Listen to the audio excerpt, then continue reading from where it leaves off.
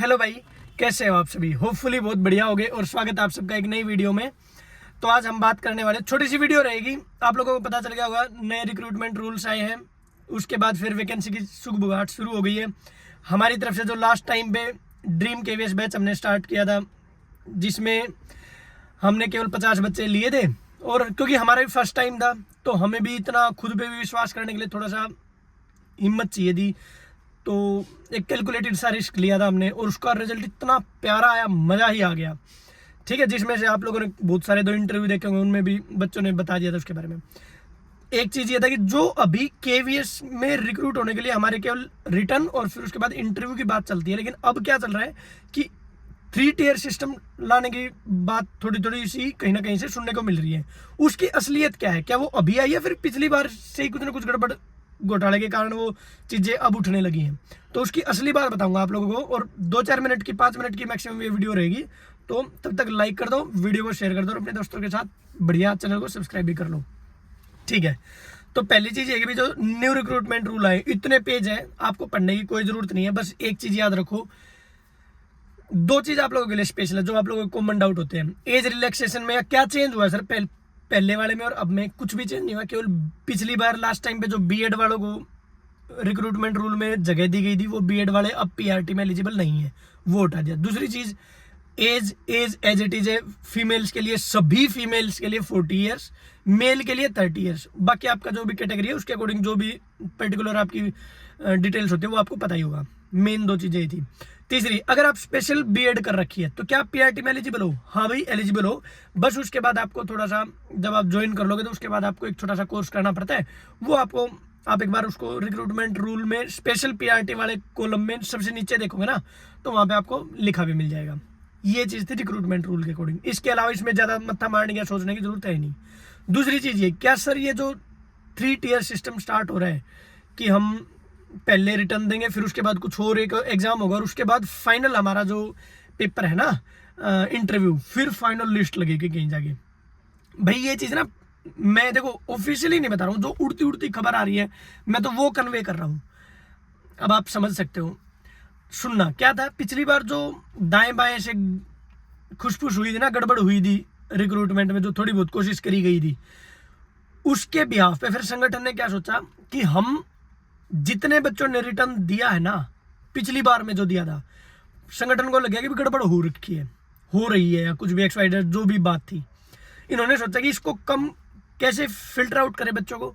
हम एक ना एग्जाम रख देते हैं कि मान लो हमने 2.5 गुना बच्चे बुलाने थे, अब हम 10 गुना बुलाएंगे, और नहीं 10 गुना, 5 गुना बुला लेंगे। ठीक है, जहां हमने 10-15 हज़ार रुपये बच्चे बुलाए थे, वहां हम 25,000 30,000 बच्चे बुला लेंगे। लेकिन उसके बाद एक और एग्जाम हो जाएगा जिसमें बच्चों को हम जो गड़बड़ घोटाले से आगे ना, इनको फिल्टर आउट कर देंगे, फिर इंटरव्यू में पहुंचेंगे और फिर फाइनल लिस्ट लगेगी। लेकिन उस टाइम पे इलेक्शन थे और बहुत सारी चीज़ें थी, मिनिस्ट्री का डायरेक्ट इन्वॉल्वमेंट भी था, तो ज़्यादा पंगे लेना भी नहीं चाहते थे, इसलिए वो चीज़ें पूरी हो गई। अब वो क्या चीज़ें क्या नहीं, वो भाई कोई भी नहीं कह सकता। बाकी चीज़ें ठीक हुई, समझ गए। संगठन ने बहुत ध्यान रखा सब चीज़ों को, लेकिन उसी को ध्यान में रखते हुए अब की बार ये चीज़ें थोड़ी सी उठी हैं।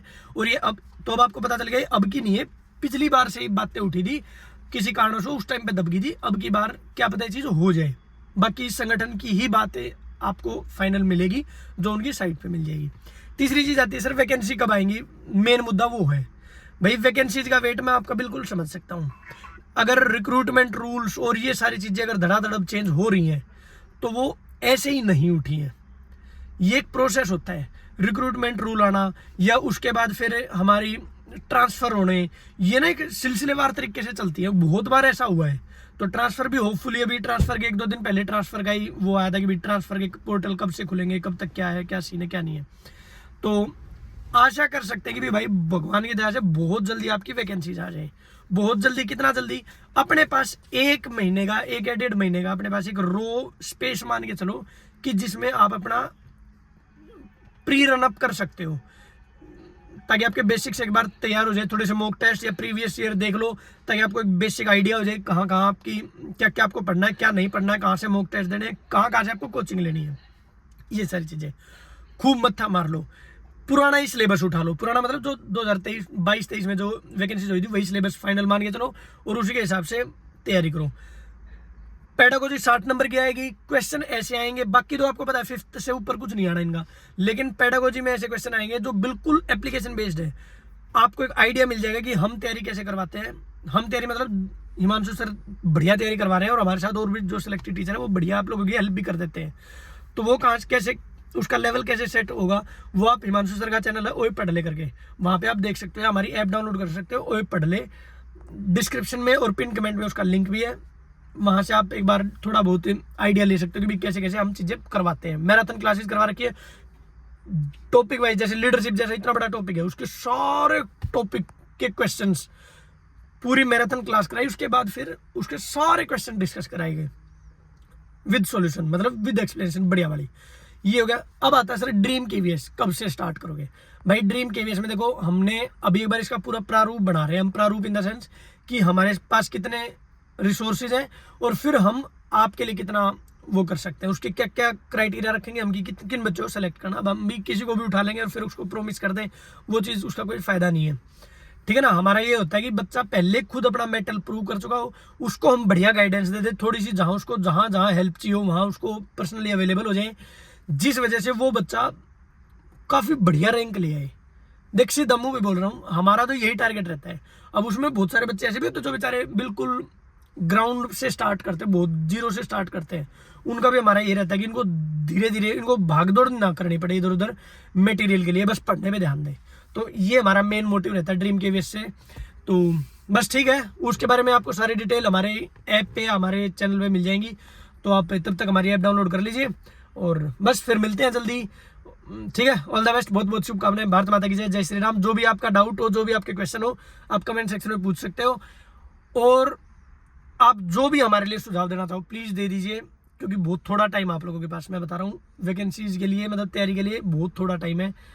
तो अपने सारे गैजेट्स तैयार कर लो और बढ़िया नौकरी के लिए तैयार हो जाओ। ऑल द बेस्ट, बहुत बहुत शुभकामनाएं। भारत माता की जय, जय श्री राम।